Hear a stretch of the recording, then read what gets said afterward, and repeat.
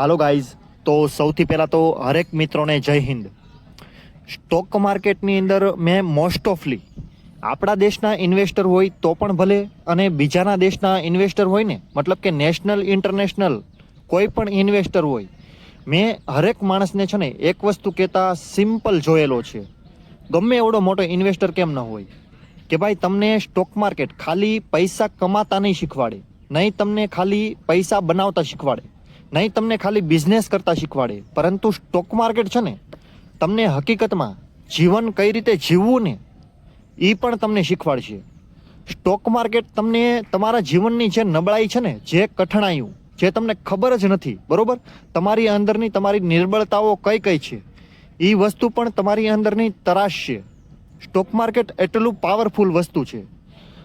અગર તમે તમારી અંદરની કમજોરી તમે નથી જાણતા, છતાં પણ સ્ટોક માર્કેટ તમને દેખાડશે કે ભાઈ તું આ જગ્યાએ કમજોર છો અને અહીંયા તારે મજબૂત બનવું પડશે, કાં તો તને મને છોડવો પડશે. મતલબ કે સ્ટોક માર્કેટ કાં તો તને બહાર કાઢી મૂકશે, કાં તો તને બદલી નાખશે તારી જાતથી.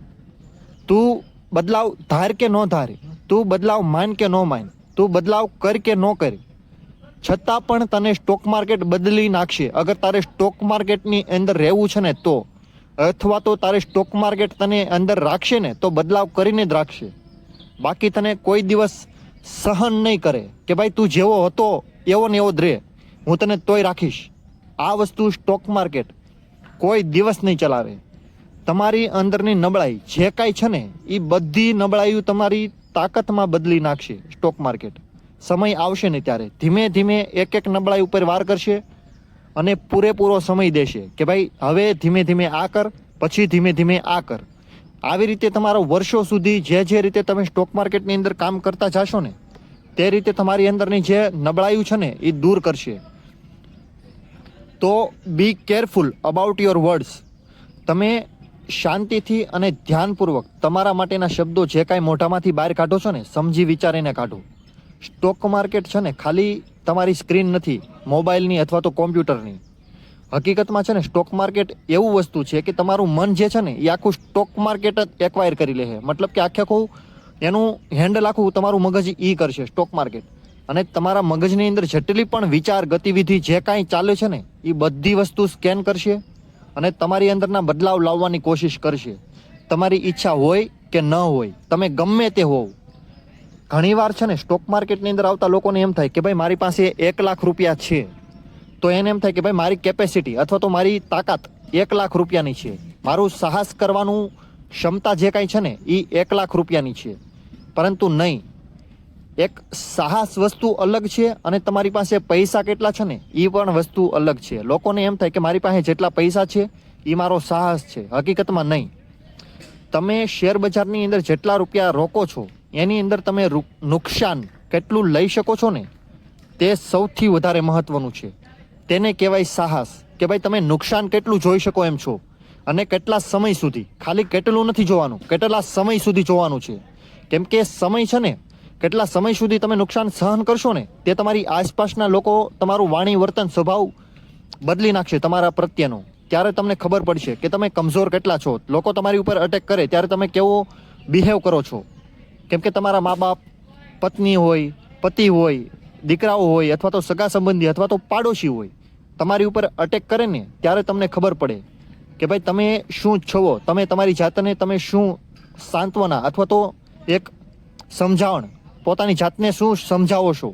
આ વસ્તુ સૌથી વધારે મહત્વની છે. કેમ કે અલ્ટિમેટલી સ્ટોક માર્કેટની અંદર તમારો પોર્ટફોલિયો ભલે તમને હરેક માણસને બતાવો, પરંતુ તેને હેન્ડલ કરવાની ક્ષમતા તમારી જાતે જ ઊભી કરવાની રહેશે. તમે કરો કે ન કરો, પરંતુ જો તમે સ્ટોક માર્કેટની અંદર આવો છો ને તો કાં તો સ્ટોક માર્કેટ તમને હેન્ડલ કરવા માટે ક્ષમતા આપશે, અને જો તમે નહીં માનો અને તમે એવા ને એવા રહેશો, તમે બદલાવ નહીં કરો, તમે નહીં શીખો, તો સ્ટોક માર્કેટ તમને બહાર કાઢી મૂકશે, પૈસા લઈ લેશે તમારા.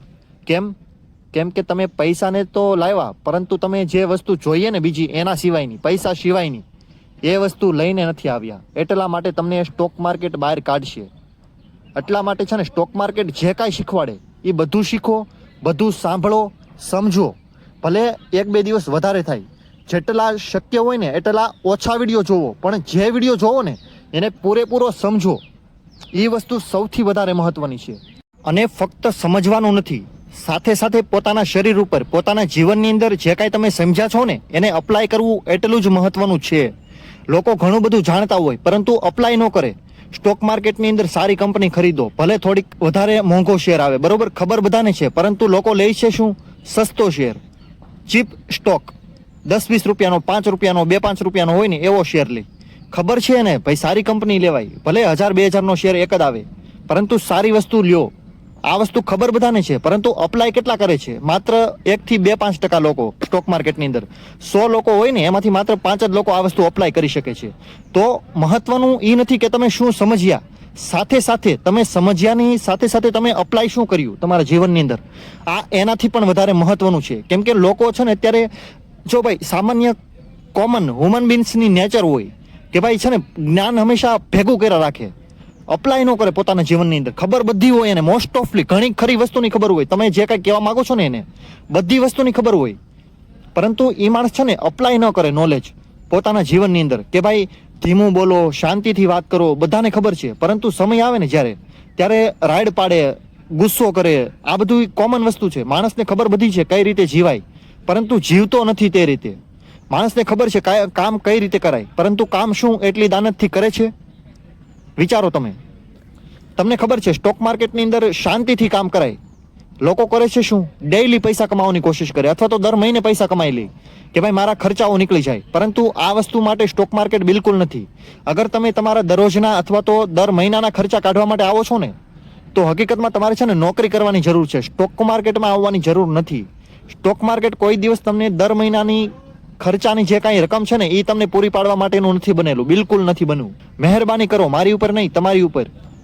સ્ટોક માર્કેટ છે ને તમને પૈસા બનાવવા માટે બનેલું છે. પૈસા તમને ખાલી 2-5 રૂપિયા કમાવા માટે નથી બનાવ્યું.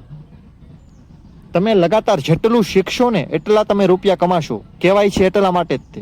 અને શીખવાનો મતલબ શું? કે ભાઈ તમે કેટલું તમારી ઉપર, તમારા જીવનની અંદર નોલેજ અપ્લાય કર્યું, જે કાંઈ કામ ધંધાને લઈને. તમે એક્ઝામ્પલ તરીકે એક વસ્તુ વિચારો કે ભાઈ આજથી 5 વર્ષ પહેલા હું જે કાંઈ કામ કરતો હતો, શું હું એનું એ કામ આજે કરું તો મને કોઈ કામ ઉપર રાખશે ખરા? અને રાખશે, ચાલો માની લીધું રાખી લે, બરોબર, તો શું મને એટલા રૂપિયા આપશે જે અત્યારે મારા ખર્ચાઓ બધા પૂરા પાડી શકે? સિમ્પલ વાત છે, નહીં આપે. તમારે સમયની સાથે ચાલવું પડશે. તમે ધીમા ચાલો તો પણ ભલે, ફાસ્ટ ચાલો ને તો પણ ભલે. સમયને અગર તમે પાછળ છોડી દીધો ને તો પછી પૂરું તમારું. તમારી વેલ્યુ નહીં થાય, આજે નહીં, કાલે નહીં ને કોઈ દી નહીં, કોઈ પણ નહીં કરી શકે. એટલા માટે નહીં કે લોકો ખરાબ છે, એટલા માટે કે સમય આગળ જાય છે અને લોકોને ના છૂટકે પણ જવું પડશે. તો આ વિડીયો મેં એટલા માટે જ બનાવ્યો હતો કે ભાઈ લોકો છે ને ઘણા બધા વિડીયો જોવે, ઘણા બધા પુસ્તકો વાંચે, પરંતુ અપ્લાય એટલું બધું ન કરી શકે. કેમ કે એના મગજની અંદર છે ને એક પ્રકારનું ટ્રાફિક જામ છે. એને ખબર જ નથી પડતી કે ભાઈ નોલેજ જેટલું લઉં છું ને એટલું એક્વાયર કરવું મહત્વનું છે, અપ્લાય કરવું મહત્વનું છે. શું તમે સ્ટોક માર્કેટ રિલેટેડ જેટલા પણ વિડીયો જોવો છો, બરોબર, એમાંથી તમે કાંઈ પણ ડેઈલી ક્યાંક ને ક્યાંક અપડેટ તમારા જીવનની અંદર લાવો છો ખરા? કોઈ પણ કામ ધંધાને લઈને તમે કામ કરતા હોય ને આ દુનિયામાં, તો એના વિશેનું લગાતાર તમે જો અપડેટ કરો ને ધીમે ધીમે, તો તમારે આદત પડી જશે, તમારે એક પ્રેક્ટિસ થઈ જશે કે ભાઈ દરરોજ ક્યાંક નવું નવું શીખવાનું છે અને પોતાના જીવનની અંદર અપનાવવાનું છે. તો આ વસ્તુ મેન છે. ખાલી શેર બજારની માહિતી નથી લેવાની, ખાલી શેર બજારના ન્યૂઝ નથી સાંભળવાના, પરંતુ તે ન્યૂઝ પાછળના જે કાંઈ આપણે ઇન્ટેન્શન હોય ને, આ દુનિયા જે આપણને સમજાવવા માંગતી હોય, એ ઇન્ટેન્શન આપણે સમજવાના છે કે ભાઈ દુનિયા હેતુ શું છે, દુનિયાને આ વસ્તુ આપણને બતાવવાનું. એકવાર તમે જો ન્યૂઝ સમજી ગયા ને, તો બીજી વાર એવા ન્યૂઝ ગમે એટલી કંપનીને આવશે ને, તો બધી કંપની માટે મોસ્ટ ઓફલી એ વસ્તુ લાગુ પડશે જ. તે માત્ર 30% અલગ હશે ક્યાંક, બાકીનું 70% છે ને તમારે કોપી જ કરવાનું છે એમાં. તો શીખવામાં તમે ધ્યાન રાખો, તમે અપડેટ થાવ, આ મહત્વનું છે. તમે દરરોજ એકના એક ન્યૂઝ જોવો છો અલગ અલગ કંપનીઓના, એનું કોઈ મહત્વ નથી, એમાં તમારો ટાઈમ પાસ થશે. એકવાર તમે કોઈ પણ પ્રકારનો ફ્રોડ જોવો છો ને, ફ્રોડ કંપનીની અંદર થતા હોય તે, એ ફ્રોડ બીજી કોઈ પણ કંપનીમાં તમને આહાટ પણ લાગે ને, તો પણ એ કંપનીને નિરખીને જોવો કે ભાઈ શું થાય છે. આ વસ્તુ મેન છે, આ વસ્તુને કહેવાય નોલેજ. બાકી તમને નોલેજ કોક બહારથી આપીને દે ને તમે 2-4 દિવસ યુઝ કરો તો એને કહેવાય ઓછીની વસ્તુ લીધી. એને નોલેજ અથવા તો જ્ઞાન અથવા તો કોઈ ઇન્ફોર્મેશન ન કહેવાય. તમારી પોતાની બુદ્ધિ એમાં કાંઈ નથી, એમાં બીજાની બુદ્ધિ છે, એમાં મારી બુદ્ધિ હશે, શાયદ કોઈક બીજાની બુદ્ધિ છે, પરંતુ તમારી બુદ્ધિ નથી. તો thank you so much for watching this videos. વિડીયોઝને લાઇક અને શેર કરો. અને હા, ચેનલને પણ સબસ્ક્રાઇબ કરવાનું ભૂલતા નહીં. જ્યારે પણ હું વિડીયો અપલોડ કરું ને ત્યારે તમને નોટિફિકેશન મળે ને તે માટે સબસ્ક્રાઇબ પણ કરી લેજો. ઓકે.